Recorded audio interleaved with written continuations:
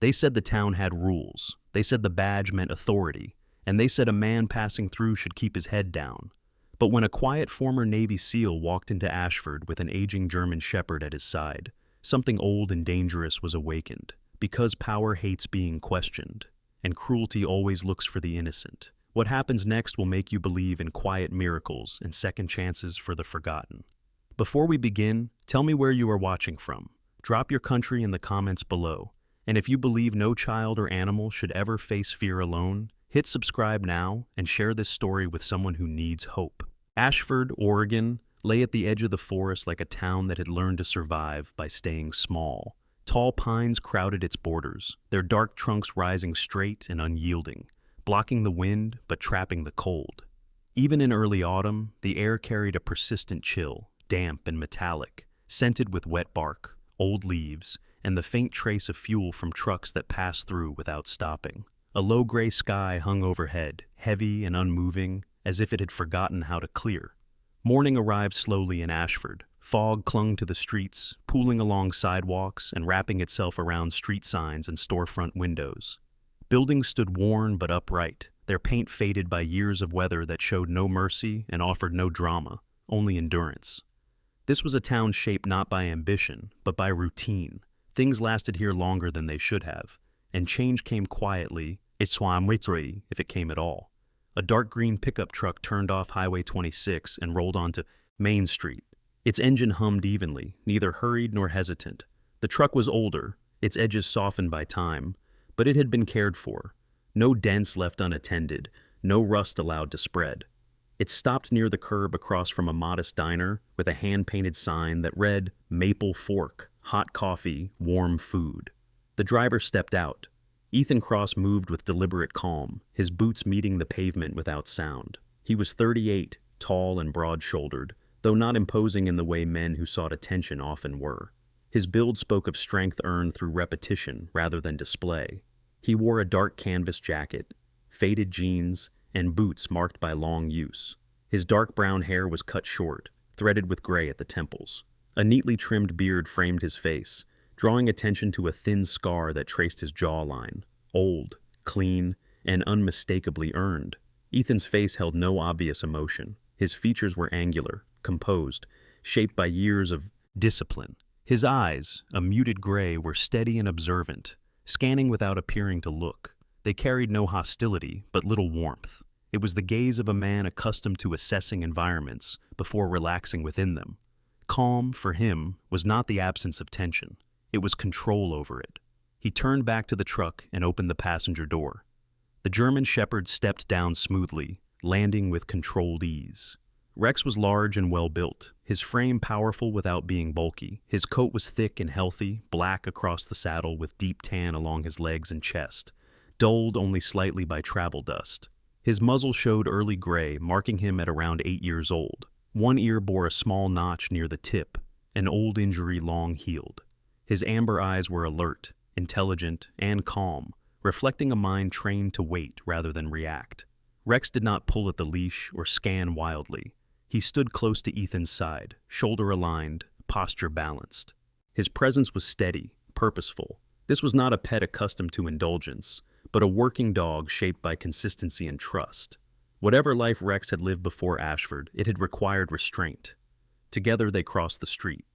The bell above the diner door chimed softly as they entered, cutting through the low hum of conversation and the hiss of a coffee pot. Warm air washed over them, carrying the smell of brewed coffee, eggs, and oil seasoned by decades of use. The interior was modest and clean. Vinyl booths lined the walls, their seats cracked but well-maintained. A handful of patrons sat quietly, speaking in low voices, eyes lifting briefly before returning to their plates. Behind the counter stood Helen Moore. Helen was 68, short and solid, with a posture shaped by years of standing her ground. Her silver hair was pulled into a loose bun, strands escaping near her temples. Her skin was weathered and sun-marked, her hands strong and steady. Her eyes, a clear blue, were observant without being intrusive. She had learned long ago how to notice everything while commenting on very little. She looked up as Ethan approached, her gaze flicking briefly to Rex before settling back on the man. "Morning," she said, her tone polite and measured. "Sit wherever you like." Ethan nodded once and slid into a booth near the window. Rex lay down at his feet, folding himself neatly, chin resting on his paws. His ears relaxed but remained responsive, tracking the sounds of the room. Helen poured a cup of coffee and brought it over herself, setting it down carefully. "Passing through?" she asked. "For now," Ethan replied. His voice was low, even, without inflection that offered clues. No accent to place him, no excess words. Helen gave a small nod. "That's usually how it starts." At the counter, a teenager glanced over his shoulder. Lucas Bennett was 17, tall and thin, his frame still undecided between boyhood and adulthood. His blonde hair fell into his eyes no matter how often he pushed it back. Freckles stood out against pale skin, and nervous energy showed in the way he shifted his weight from foot to foot.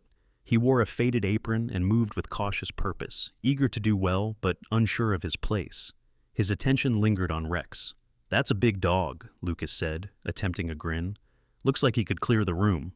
Rex did not react. Ethan lifted his gaze briefly.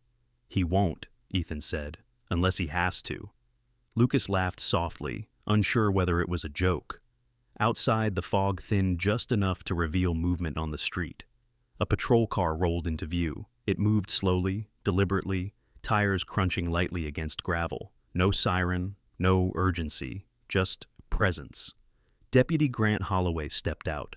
Grant was thick through the neck and shoulders, his uniform stretched tight across a body that had once been powerful and now leaned toward excess. His head was shaved close, emphasizing a broad, ruddy face. A faint smirk rested permanently at the corner of his mouth, suggesting amusement without warmth. His eyes were small and restless, always searching, not for threats, but for reactions. He glanced through the diner window and paused when he saw Ethan and Rex. Something in his expression sharpened. Inside, Helen's shoulders stiffened almost imperceptibly. Lucas lowered his gaze, suddenly busy with the register. Grant pushed the door open. The bell rang louder this time. "Mornin', Helen," he said. "Morning, Grant," she replied evenly. His eyes moved toward Ethan, toward Rex. "Well now," Grant said, stepping closer. "That's a fine-looking dog."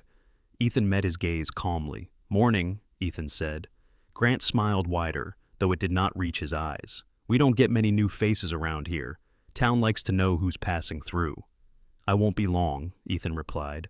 Grant's gaze dropped to Rex. "We'll see." For a brief moment, the room went still. Plates paused halfway to mouths. The coffee machine hissed. Then Grant chuckled, clapped his hands once, and turned toward the door. "Enjoy your breakfast," he said. "Welcome to Ashford." The door closed behind him. Ethan looked down at Rex. The dog's ears flicked once, then settled. "Easy," Ethan murmured. Rex exhaled slowly. Outside, the fog continued to lift, revealing a town that appeared unchanged. But something had already begun to shift. Ashford did not wake all at once. It eased into the day the way it always had, reluctantly, with the sense that nothing good ever came from moving too fast. By late morning, the fog had retreated to the tree line, leaving the streets exposed and damp, the pavement darkened by moisture that clung stubbornly in the shade. The sky remained low and gray, pressing down without rain, the kind of weather that worked its way into bones rather than skin. Ethan Cross left the diner without ceremony. He paid in cash, nodded once to Helen Moore, and stepped back onto Main Street with Rex at his side. The town looked smaller in daylight, its buildings squatting low, their windows dusty and half-reflective. A hardware store with a peeling sign, a closed barber shop with a striped pole frozen in place, a feed supply store that smelled faintly of grain and oil even from across the street. Rex walked in close alignment, matching Ethan's pace without correction. His ears pivoted occasionally, tracking sounds that most people had long stopped noticing. The distant clatter of a loose sign, the low hum of a generator behind a storefront, the faint growl of a truck somewhere beyond the trees. He was attentive without tension, a dog trained not to waste energy on false alarms. Ethan took his time. He was not searching for trouble, but he was learning the terrain. Towns like Ashford drew lines that did not appear on maps, lines of influence, of habit, of silent agreement. You learned them by watching where people slowed down, where they lowered their voices, where they chose not to look. They reached the edge of Main Street, where the pavement thinned into gravel. Beyond it stretched a narrow road that followed the river south. Ethan paused there, resting his hand briefly on Rex's shoulder. The dog glanced up, amber eyes steady. "Later," Ethan murmured, more to himself than the dog. They turned back toward the truck. The patrol car was parked farther down the street now, angled near the feed store, as if by accident. Deputy Grant Holloway leaned against the hood, arms crossed, talking to another man.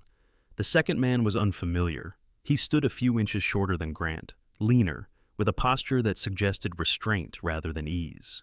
His hair was dark, worn short but not regulation close, and a trimmed beard framed a narrow face marked by deep-set eyes. He wore plain clothes, denim jacket, work boots, but there was something official in the way he held himself, observant, guarded. This was Thomas Reed, though Ethan would not learn his name yet. Thomas had come to Ashford 2 years earlier, transferred from a larger county department after a shooting investigation that had ended without charges but left him quietly sidelined. He spoke little, listened often, and had learned quickly that surviving in Ashford required choosing battles carefully. It was not cowardice that shaped him, it was fatigue. Grant laughed at something, loud and brief, and clapped Thomas on the shoulder. Thomas smiled thinly, though his eyes drifted elsewhere. They landed on Ethan. The smile faded. Grant straightened, pushing off the hood. His gaze flicked from Ethan to Rex and back again. The casual confidence from the diner was still there, but now it was layered with curiosity, the kind that lingered. "Morning again," Grant called out. "Getting the lay of the land?" Ethan stopped a comfortable distance away, close enough to hear, far enough to move. "Just passing through," Ethan said. Grant's eyes lingered on Rex. "Town's got leash rules." "He's leashed," Ethan replied. Grant smirked. "We'll see how long that stays interesting." Thomas shifted his weight. "Grant," he said quietly, "I'll take the west side." Grant waved him off without looking. "In a minute." Thomas hesitated, then nodded once and walked away, boots crunching against gravel. He did not look back. Grant took a step closer. "You, military?" he asked, nodding toward Ethan's posture more than his clothes. "Was," Ethan said. Grant grinned. "Figures. You boys always carry yourselves the same way." Ethan said nothing. Grant's gaze hardened slightly. "You planning on staying in Ashford?" Ethan met his eyes. "No." Grant held the stare a moment longer, then laughed and stepped back. "Good. Saves paperwork." He turned away, already bored. Ethan walked on. The encounter left no visible mark, but it lingered all the same. Rex's ears remained alert longer than before, his body loose but prepared. Ethan noted it without comment. By early afternoon, Ethan had secured a room at a small roadside motel just outside town. The Riverbend Lodge was a single-story sprawl of faded doors and buzzing lights, run by a woman who asked few questions and accepted cash without comment. The room was clean enough. The lock worked. That was sufficient. Ethan set his pack down and checked the window, the door, the sightlines. Habit. Rex circled once before settling near the bed, facing the door. Later, they walked the perimeter of the property. A paddock sat beyond the motel fence, enclosed by warped wooden rails. Inside stood a single horse. The animal was a chestnut mare, older, her coat dull in places but her posture still proud. She lifted her head as Ethan approached, ears flicking forward. One hind leg bore a faint stiffness, the mark of an injury that had healed imperfectly. Her eyes were dark and steady, watching without fear. A man stood nearby, leaning against the fence. He was tall and lean, his shoulders sloped slightly forward as if carrying an invisible weight. His hair was gray and worn long enough to brush his collar, and his beard was thick but neatly kept. His face was deeply lined, not with age alone, but with long years of weather and disappointment. This was Arthur Cole, the paddock's caretaker. "She won't bite," Arthur said, his voice rough but calm. "Name's Willow." Ethan nodded. "She's alert." Arthur smiled faintly. "Always has been, even after the fall." "What happened?" Arthur shrugged. "Truck spooked her, broke her leg bad enough that no one wanted her anymore. Figured she still deserved a quiet place." Ethan rested his forearms on the fence. Rex stood beside him, watching Willow with interest but no aggression. Arthur studied Ethan for a moment. "You military," he said. Not a question. Ethan glanced at him. "Was." Arthur nodded. "Thought so.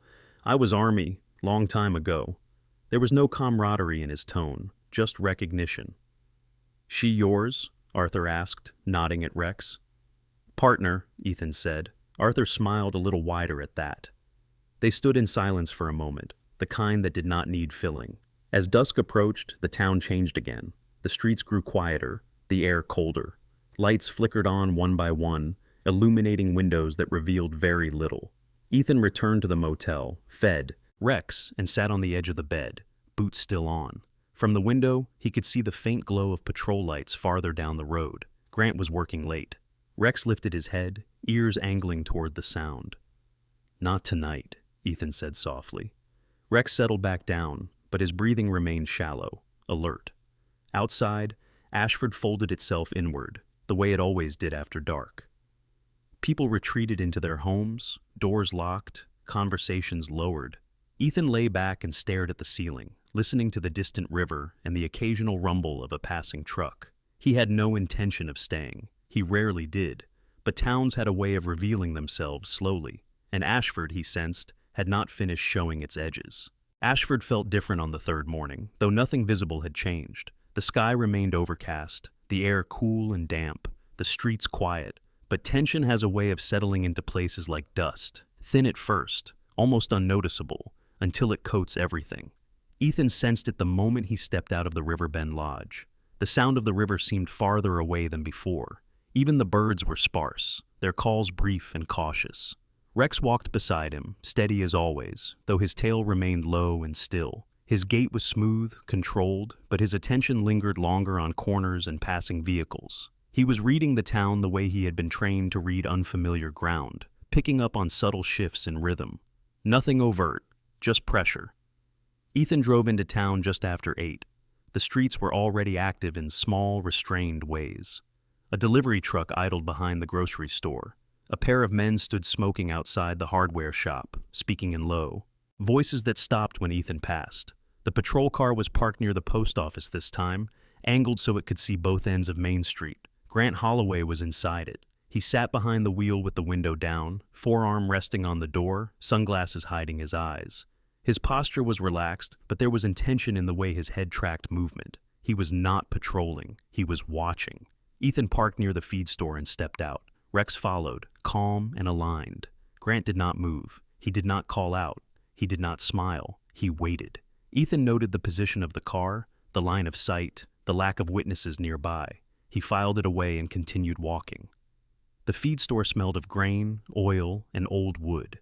Inside, shelves were stacked high with supplies that spoke of long winters and careful planning. A man stood behind the counter, thick-set and middle-aged, his hair thinning at the crown and his hands permanently stained by grease and dirt. This was Mark Delaney, the owner. Mark had been born in Ashford and never left it.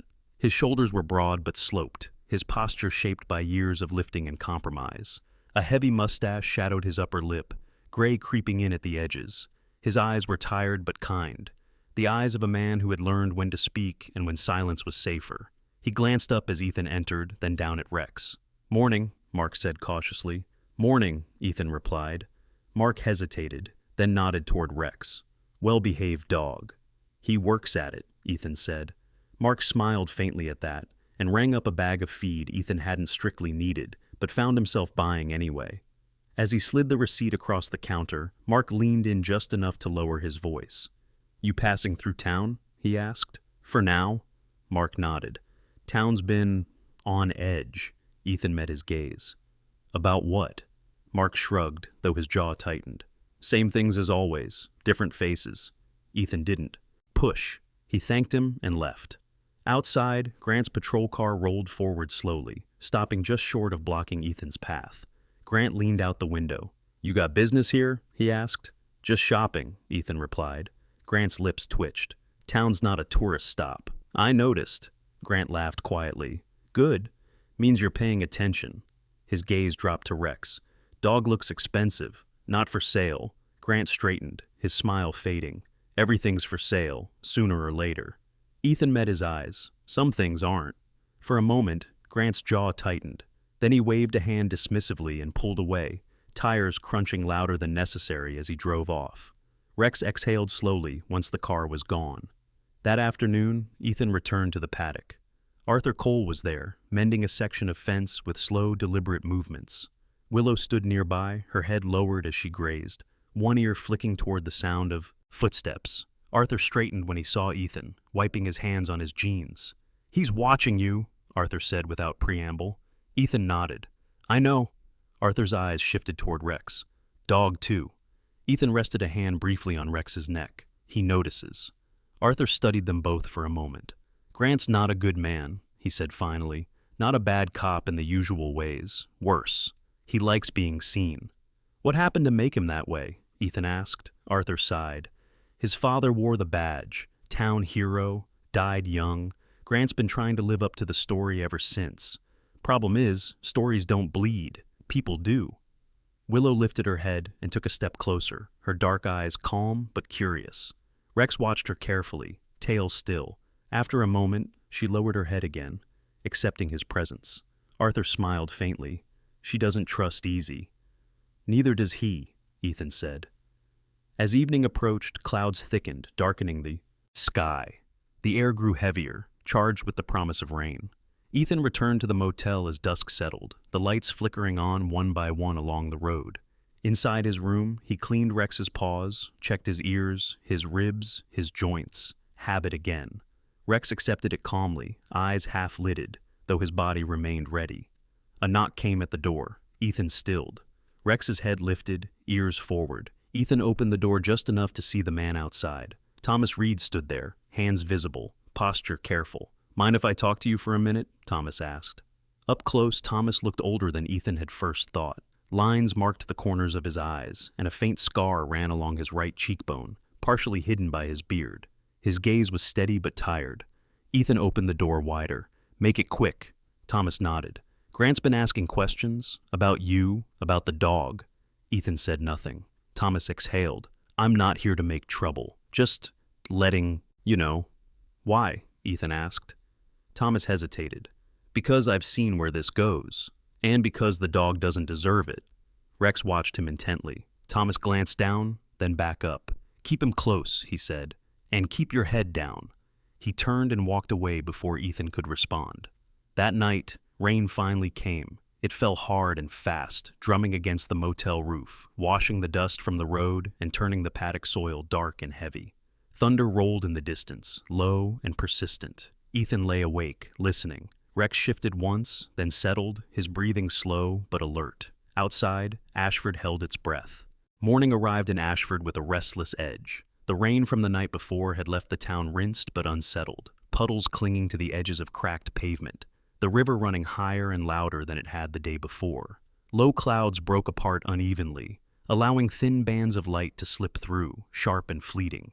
The air smelled of wet earth and cold metal, clean on the surface, uneasy underneath. Ethan Cross woke before dawn, as he always did. He sat on the edge of the motel bed for a long moment, boots on, jacket zipped, listening to the town find its rhythm again. Somewhere down the road, a delivery truck started and stalled. A door opened and closed. A dog barked once, then stopped. Rex lay near the door, head up, ears tracking every sound. He rose smoothly when Ethan stood, stretching once before settling into position at his side. They left the Riverbend Lodge on foot this time, moving along the river road where gravel crunched softly underfoot. Ethan wanted distance from engines and eyes. The river ran fast beside them, brown with runoff, carrying branches and leaves downstream with quiet determination. Rex paused once to drink, lowering his muzzle carefully, then resumed walking without being prompted. Half a mile out, the road bent toward a small wooden bridge. Beyond it stood a single house set back from the road, paint faded to a pale blue-gray, its porch sagging slightly at one corner. Smoke rose from a metal chimney in a thin, steady line.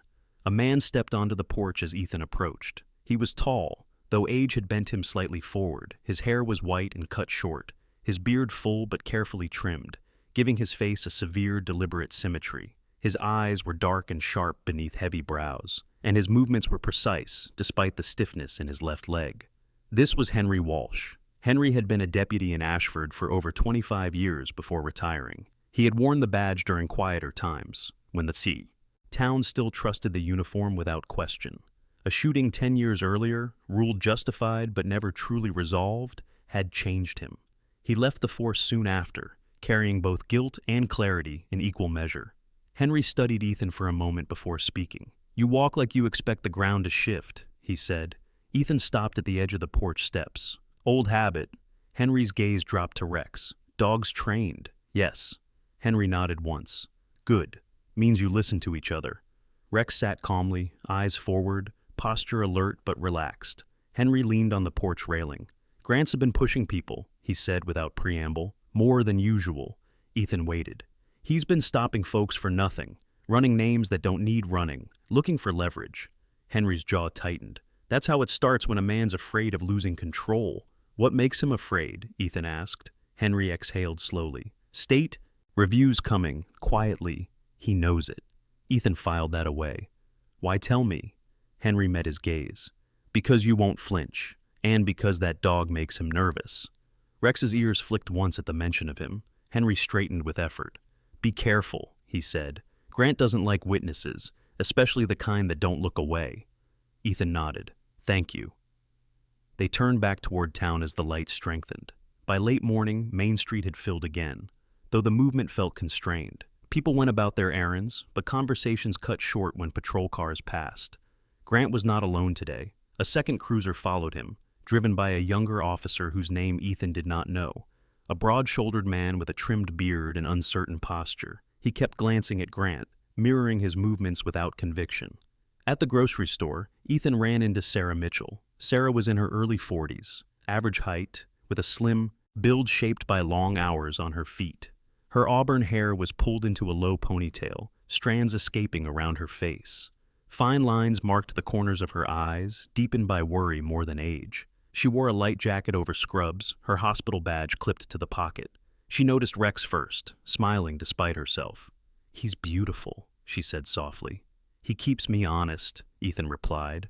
Sarah laughed quietly, then glanced toward the windows. You're the man everyone's talking about. Am I?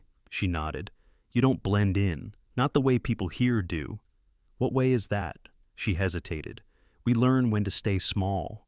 Her gaze drifted to the patrol cars idling across the street. Grant's been difficult lately. People are scared. Ethan studied her face. There was resolve there, buried under caution. Why stay? Sarah's smile faded. Because someone has to. They parted without ceremony. The incident came just after noon. Ethan and Rex were crossing the parking lot near the post office when they heard shouting. A man stood near the curb, elderly, hunched, struggling to keep his balance as Grant towered over him. The man's clothes were worn thin, his hands shaking as he fumbled with a wallet. I said slower, Grant snapped. You trying to hide something? The man stammered, dropping his eyes onto the pavement. Rex stiffened, body coiling, eyes fixed on the scene. Ethan stepped closer, stopping several yards away. Officer, Ethan said evenly, he's got it. Grant turned, irritation flashing across his face. Mind your business. Ethan did not move. He's complying. Grant's jaw tightened. He glanced around, noting the small crowd forming at a distance. Phones stayed in pockets, eyes stayed low. Take your dog and walk, Grant said. Ethan held his ground. The elderly man bent to retrieve his ID, fingers trembling. He nearly fell. Ethan stepped forward and caught his elbow, steadying him. That was enough. Grant moved fast, grabbing Rex's leash and yanking it hard. Rex stumbled, claws scraping asphalt, a low sound rumbling in his chest. Ethan's hand closed around Grant's wrist instantly, not striking, not twisting, just stopping. Let go, Ethan said quietly. The parking lot went silent. Grant's face flushed. You're interfering with an officer. Rex froze, muscles taut, eyes locked on Ethan. He did not lunge. He did not snarl. Grant wrenched his arm free and shoved Ethan back a step. Control your animal. Ethan released the leash himself, stepping between Grant and Rex without raising his hands. He is controlled. For a moment, it seemed Grant might escalate. His hand hovered near his belt, fingers flexing. Then a voice cut through the tension. That's enough, Grant. Thomas Reed stood at the edge of the lot, posture rigid, eyes sharp. He had arrived quietly, unnoticed. Grant turned. This doesn't concern you. It does now, Thomas replied. Grant scanned the faces around him, the growing stillness. He forced the smile and stepped back. Move along, he barked at the crowd. All of you. Slowly, reluctantly, people dispersed. Grant pointed at Ethan. We'll talk later. He turned and walked away.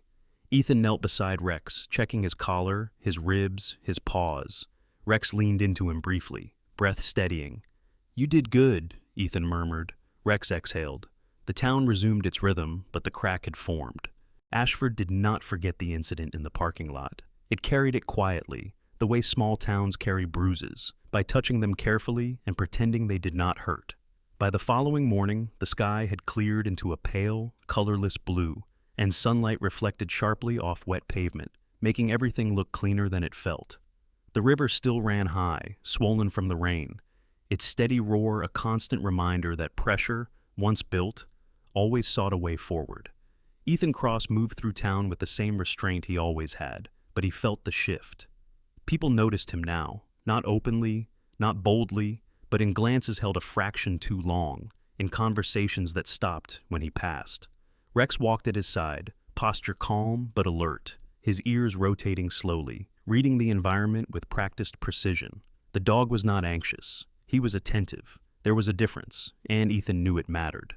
Grant Holloway's patrol car appeared twice before noon, once near the grocery store, once idling across from the diner. Grant did not approach. He did not speak. He let the car be seen, its presence a reminder rather than a threat. Ethan understood the tactic, pressure applied without contact, testing boundaries without leaving marks. At the Riverbend Lodge, the manager watched from behind the office window as Ethan returned mid-morning. She was a thin woman in her late 50s, with short, practical hair and a guarded expression, the kind of person who had learned to mind her business because doing otherwise came with costs. She said nothing, but her eyes followed Rex until he disappeared into the room. The door closed. The lock clicked. Inside, Ethan knelt and checked Rex carefully. He ran his hands along the dog's ribs, his shoulders, his legs. No swelling, no stiffness. Rex accepted the inspection calmly, his breathing slow and even, eyes soft but aware. "You're fine," Ethan murmured. Rex leaned into him briefly, then settled near the window, watching the road. In the early afternoon, Ethan drove out toward the paddock again. Arthur Cole was there, sitting on an overturned bucket, sharpening a tool with slow rhythmic strokes. Willow stood nearby, her coat catching the sunlight, her movements measured and deliberate. She favored her injured leg slightly more today, but her posture remained dignified, her head held high. Arthur glanced up as Ethan approached. "Heard about the parking lot," he said. "News travels fast," Ethan replied. Arthur snorted softly. "Only the things that matter." He set the tool aside and studied Rex. "Grant doesn't like being challenged, especially in front of people." "I didn't challenge him," Ethan said. Arthur's eyes met his. "You stood still. That's worse." They fell into a companionable silence, watching Willow graze. Rex sat, tail resting on the ground, observing her movements with interest, but no intent. "You thinking of leaving?" Arthur asked. "Eventually." Ethan considered the question. "I was." Arthur nodded. "Figures." He hesitated, then added, "Grant's been asking around. About you, about the dog." "What kind of questions?" Arthur's jaw tightened, the kind that sound official until you listen too close. As if summoned by the words, a patrol car appeared at the edge of the paddock road. Grant stepped out, followed by the younger officer Ethan had seen before. The younger man was Caleb Morris, though Ethan did not know his name yet. He was in his late 20s, broad-shouldered, with a neatly trimmed beard and hair cut close at the sides. His face carried a permanent look of uncertainty, as if he were still deciding who he wanted to be. He followed Grant closely, watching him for cues. Grant approached the fence, stopping several feet back. His posture was relaxed, but his eyes were sharp. "Afternoon," Grant said. "Arthur?" Arthur did not rise. "Grant?" Grant's gaze shifted to Ethan. "Mr. Cross." Ethan inclined his head slightly. "Deputy?" Grant smiled. "We've had a complaint." Arthur scoffed. "About what?" Grant ignored him. "Dog," he said, nodding toward Rex. "Aggressive behavior." Rex did not move. "That's not accurate," Ethan replied evenly. Grant shrugged. "That's not my call. Animal control's been notified." Arthur stood abruptly. "That dog didn't do a damn thing." Grant's smile tightened. "This doesn't concern you." Ethan rested a hand lightly on Rex's collar. "What's the complaint?" Grant leaned closer to the fence. "Interfering with police activity. Intimidation." Ethan held his gaze. "By standing still." Grant's eyes flickered. "By being there." For a moment, it seemed Grant might press further. Then he straightened. "Animal control will follow up," he said. "Until then, keep him leashed. Keep him out of public places." "That's not lawful," Arthur snapped. Grant turned. "You want to argue procedure, Arthur? or you want to keep your paddock open?" Arthur fell silent, fury burning behind his eyes. Grant nodded, satisfied, and walked back toward the cruiser. Caleb Morris lingered a moment, his gaze flicking to Rex, then to Ethan. "I'm sorry," Caleb said quietly, barely above a whisper. Grant turned sharply. "Let's go." Caleb followed, shoulders stiff. As the car drove off, Arthur cursed under his breath. "He's escalating." Ethan nodded. "Yes." That evening, Ethan went into town anyway. He did not do it to provoke. He did it because shrinking away would only confirm what Grant already believed, that pressure worked. Rex walked beside him, leash loose but present, posture calm. At the diner, Helen Moore met him with a look that carried both concern and resolve. "You should be careful," she said softly as she poured coffee. "I am," Ethan replied. Lucas Bennett hovered nearby, pretending to wipe an already clean counter. His hands shook slightly. "They're saying animal control might take him," Lucas said, eyes fixed on the surface. "Your dog." Ethan met his gaze. "Thank you for telling me," Lucas swallowed. "If they try anything, I'll record it." Ethan studied the boy's face, the fear there, and the courage pushing against it. He nodded once. "Only if it's safe." Outside, dusk settled in. The patrol car passed once, slow and deliberate. Rex's ears tracked it, but he remained still. Later, as Ethan and Rex walked back toward the motel, headlights flared behind them. A truck slowed, then continued on. No one stopped, but the message was clear. That night, Ethan sat on the edge of the bed, Rex lying at his feet. He thought of places he had left behind, of battles that had taught him the difference between force and endurance. Grant was not a battlefield threat. He was something else. A man who believed the rules bent to him because no one had stopped him before. Rex shifted, resting his head against Ethan's boot. "We're not done yet," Ethan said quietly. Outside, Ashford remained still, the calm before something inevitable. Ashford tightened as the week moved on. The air grew warmer, the kind of heat that pressed down rather than lifted, carrying the smell of dust and pine sap from the forest edge. The river dropped back into its banks, leaving behind dark stains along the rocks, reminders of force that had passed but not vanished. People adjusted to the new weather by slowing their steps, speaking less, listening more.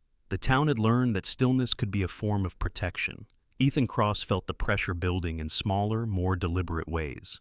It showed in the way doors closed a little faster behind him, not from hostility, but from fear of being noticed. It showed in the way Grant Holloway's patrol car appeared at the end of streets without reason, parked just long enough to be seen. Rex sensed it too. His posture remained composed, but his attention never drifted.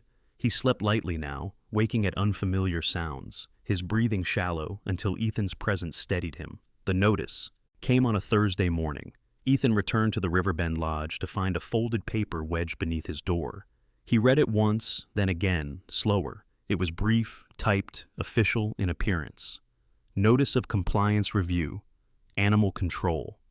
It cited a complaint, referenced potential public safety concerns, and requested an inspection within 48 hours.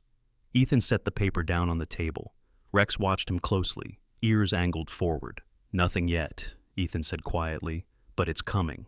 Rex shifted closer, resting his head near Ethan's knee. That afternoon, Ethan drove out to the paddock. Arthur Cole was there, pacing now instead of sitting, his movements sharper than before. Willow stood near the fence, her coat dulled by dust, her injured leg stiff but holding. She watched Ethan approach with calm curiosity. "They posted it," Arthur said as soon as Ethan stepped out of the truck. "Animal Control. Grant's fingerprints are all over it." Ethan nodded. "I expected as much." Arthur ran a hand through his hair, frustration etched deep into his face. "This town used to handle things face to face. Now it's forms and threats." "Forms can be answered," Ethan said. "Threats are louder than they are strong." Arthur studied him. "You're not wrong, but they can still hurt you." As if to underline the point, a county truck pulled onto the road beyond the paddock fence. It was white, marked with a faded emblem. The driver slowed, glanced in, then continued on. Arthur exhaled sharply. "That's them, or it will be." Ethan crouched and checked Rex's collar, his harness, the tag secured beneath. The dog stood calmly, trusting the process even if he did not understand it. "Stay close," Ethan murmured. Rex's tail flicked once in acknowledgement. That evening, Ethan was approached by someone new. It happened at the edge of town near the old community center, a squat concrete building that smelled faintly of cleaning solution and age. A woman waited near the steps as Ethan passed, posture straight, hands clasped loosely in front of her. She was in her late 30s, tall and lean, with dark hair pulled back into a tight braid.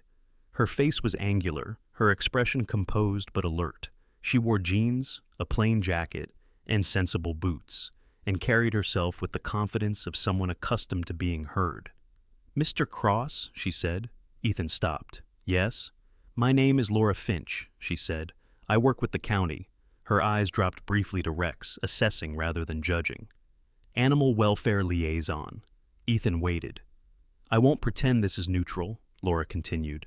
"The complaint against your dog is weak, but it exists. And in towns like this, paper can do damage if no one counters it."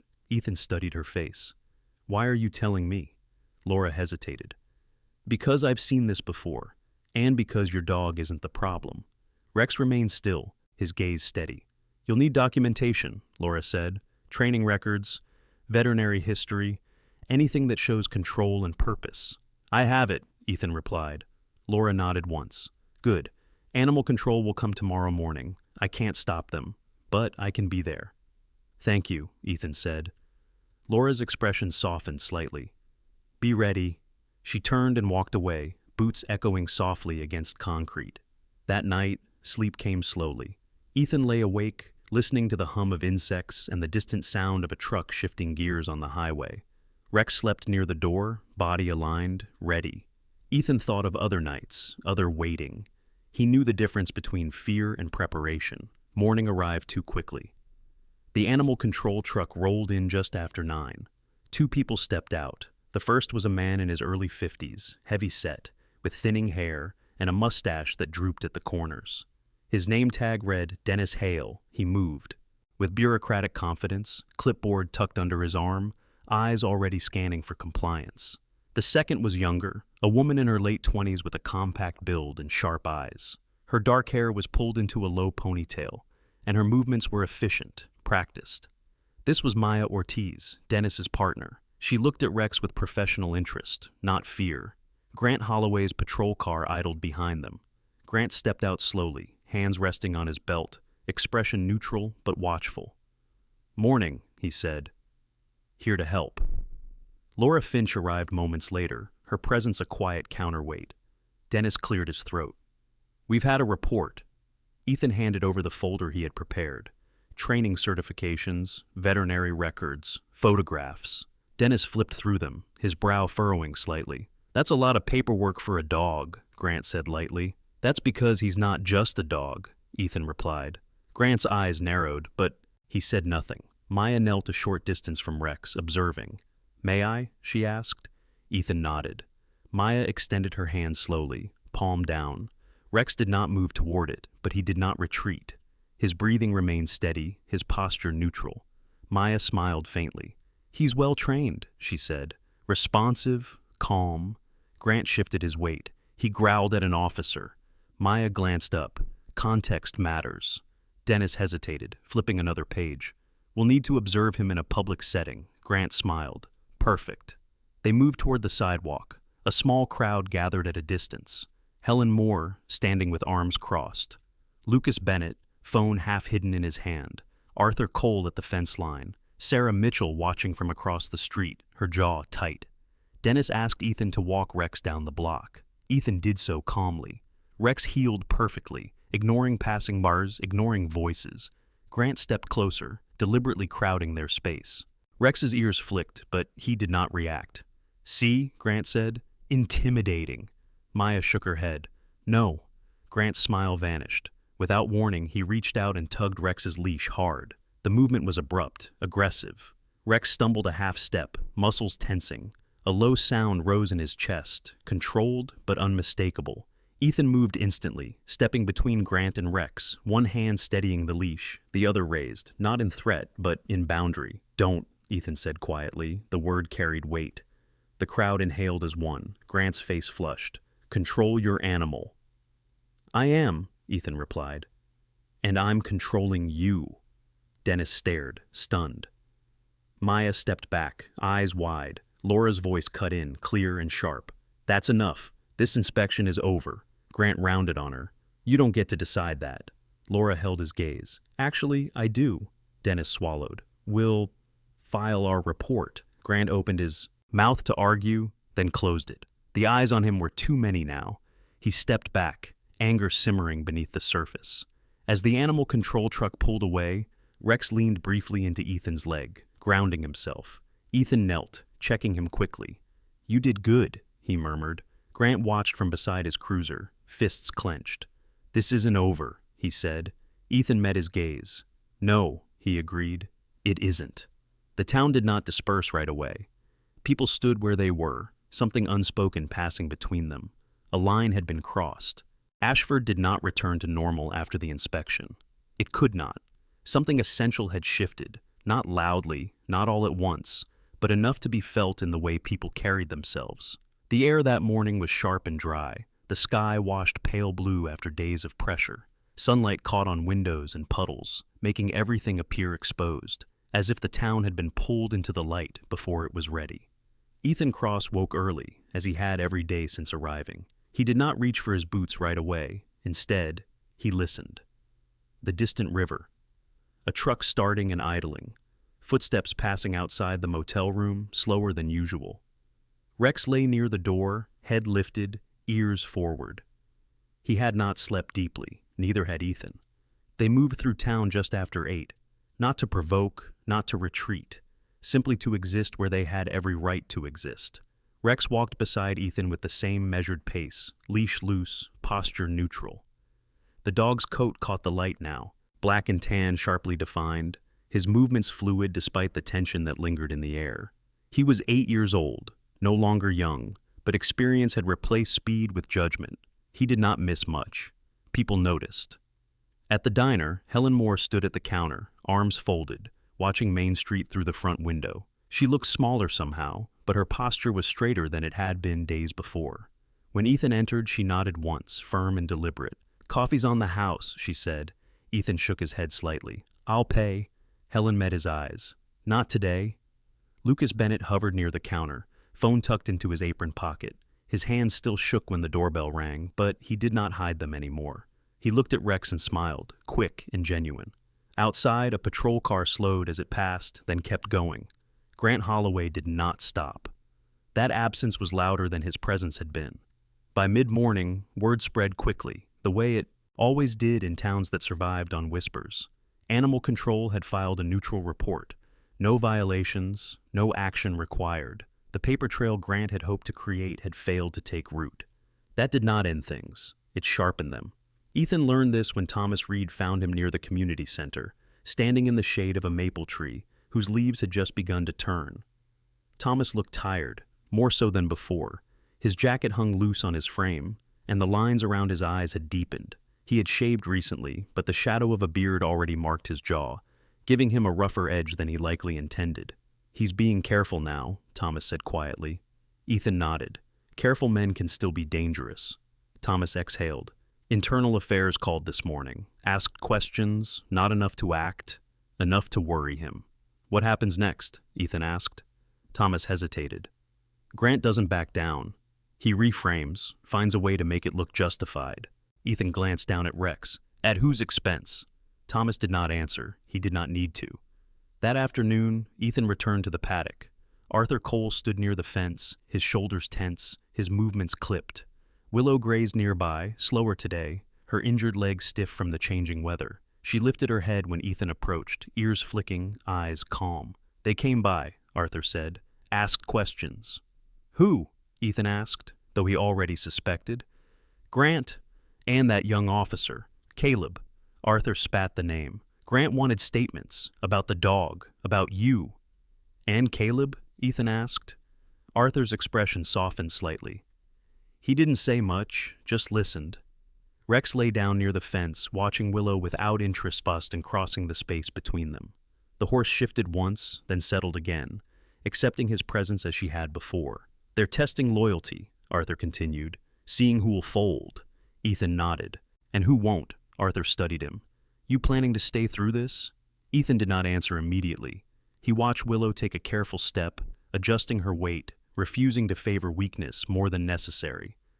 "I don't run from bullies," Ethan said finally. Arthur let out a breath. "Then neither should we." The incident that followed was not loud. It did not come with sirens or shouting. It came quietly, the way truly dangerous things often do. It happened near dusk, behind the old hardware store. A man named Earl Watkins had been sleeping there for years, tucked between a stack of pallets and a brick wall that blocked most of the wind. Earl was in his late 60s, thin to the point of fragility, his beard long and untrimmed, his clothes layered and worn. He spoke rarely, and when he did, his voice was soft, apologetic, as if existence itself were an inconvenience. Grant Holloway found him there. Ethan saw the patrol car first, idling where it had no reason to be. Rex noticed it too, body tightening slightly. They turned the corner just in time to see Grant pull Earl to his feet, gripping his arm too tightly, shaking him once in frustration. "I told you not to stay here," Grant snapped. Earl's hands trembled. "I didn't go nowhere," he said. "I ain't bothering anyone." Grant shoved him back against the wall. Rex stiffened, a low sound forming in his chest, controlled but unmistakable. Ethan stepped forward. "Deputy."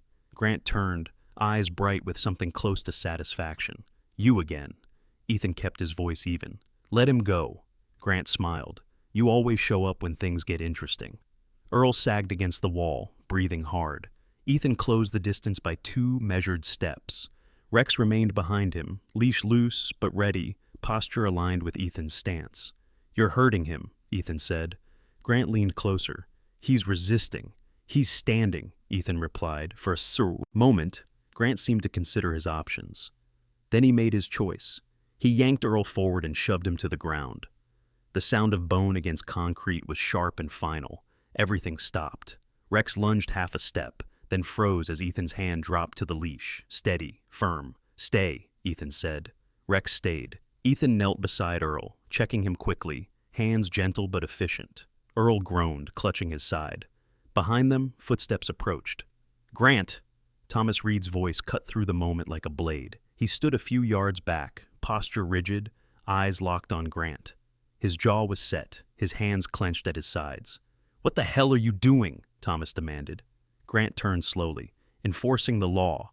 Thomas looked at Earl, then at Ethan, then at Rex. He saw the witnesses gathering at a distance. Helen, Lucas, Sarah, Arthur. Phones were out now. "No," Thomas said. "You're abusing it." Grant's face flushed. "You want to side with him?" "I'm siding with what's right," Thomas replied. Grant laughed, sharp and humorless. "You always were weak." That did it. Thomas stepped forward. "Step away from him." Grant hesitated. For the first time, uncertainty flickered across his face. Sirens sounded in the distance, not Grant's. Another unit. Caleb Morris arrived moments later, breathless, eyes wide as he took in the scene. He looked at Grant, at Earl, at Ethan, at Rex. He swallowed. "This isn't okay," Caleb said quietly. Grant stared at him. "Don't." Caleb straightened. "This isn't okay." Grant's authority collapsed in that instant, not with force, with refusal. Earl was taken to the hospital. Thomas filed the report himself. Caleb backed it. Helen and Lucas submitted video. Sarah gave a statement. Grant was suspended pending investigation before the night was over. Ethan stood at the edge of the crowd, Rex at his side, watching as the town finally exhaled. This time, no one looked away. Ashford woke to a quieter morning than it had known in years. Not the silence of fear, but the absence of it. The sky was clear, pale blue stretching cleanly over the tree line, and the air carried the cool scent of damp earth and pine needles drying in the sun. The river moved at a gentler pace now, its surface broken only by light and shadow. What had surged through the town in the days before had passed, leaving behind a fragile but undeniable calm. Ethan Cross stood outside the Riverbend Lodge just after dawn, a paper cup of coffee warming his hands. He watched Rex nose along the edge of the gravel, investigating the lingering smells of night. The dog moved more loosely this morning, his tail carried a touch higher, his breathing deep and unhurried. At 8 years old, Rex no longer wasted energy. He conserved it, and today he did not feel the need to conserve much. The suspension of Grant Holloway had traveled fast. By breakfast, everyone knew. By mid-morning, the details followed. Formal investigation, temporary command handed to the county, internal affairs arriving within days. No celebration marked the news, no raised voices, just nods exchanged between people who had learned, slowly and painfully, that relief did not need to be loud to be real. Ethan walked Rex through town without incident. The patrol car that passed them slowed briefly, then continued on. The officer inside did not look twice. At the diner, Helen Moore had rearranged the tables near the window, pulling them closer together as if the room itself had grown more welcoming. She greeted Ethan with a look that held something like gratitude, though she did not name it.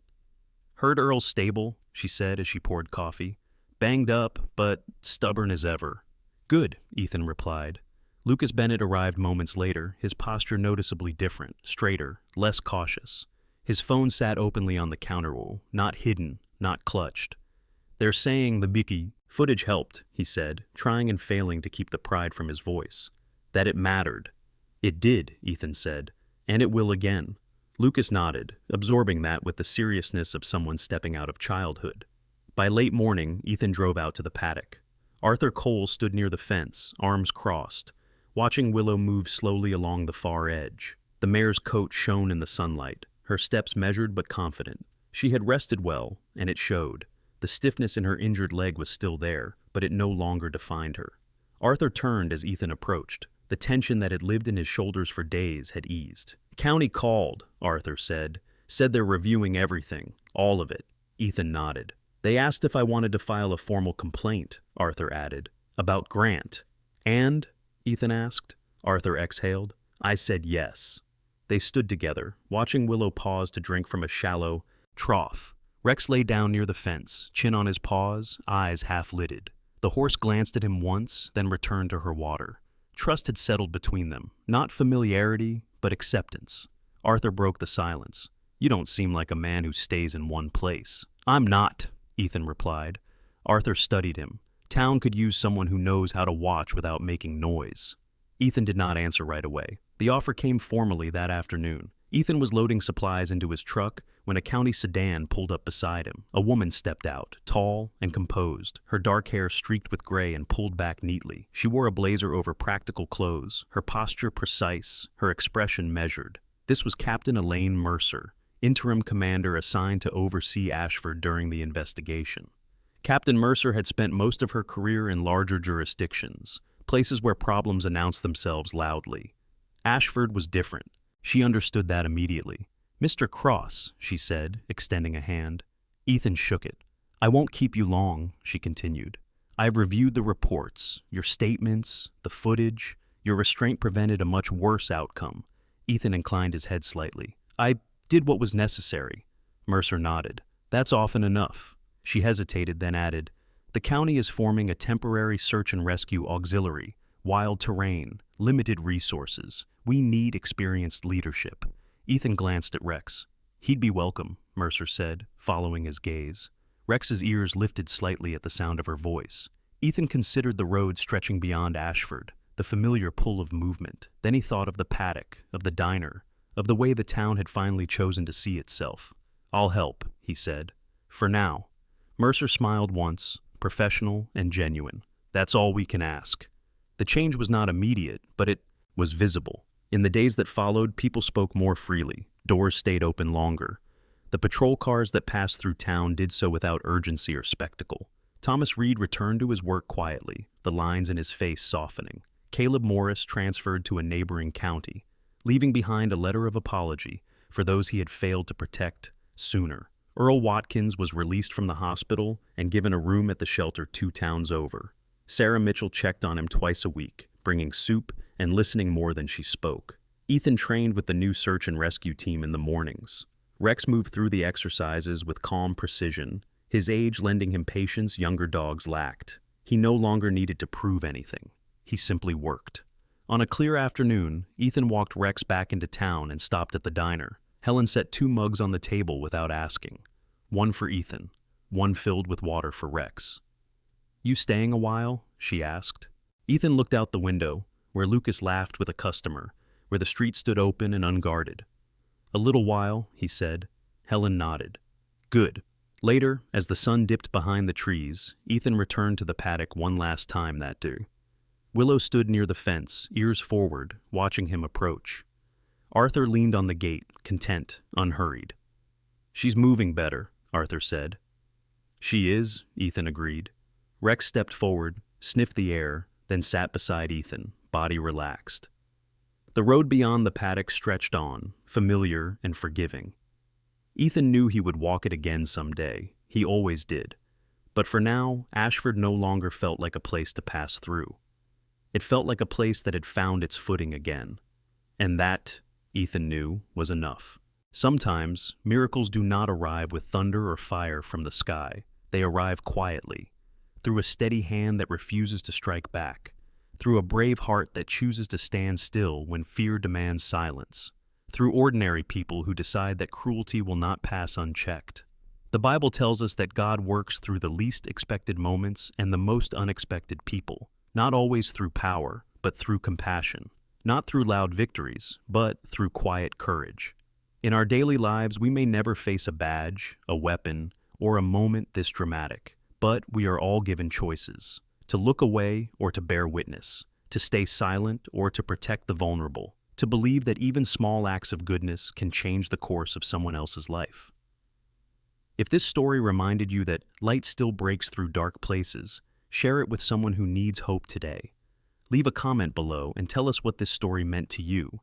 And if you believe that no child, no animal, and no forgotten soul should ever face fear alone, subscribe to this channel so we can continue spreading stories of faith, justice, and quiet miracles. May God bless you and your loved ones. May He guide your steps when the road feels uncertain. And may He give you the strength to be someone else's miracle when the moment calls. Amen.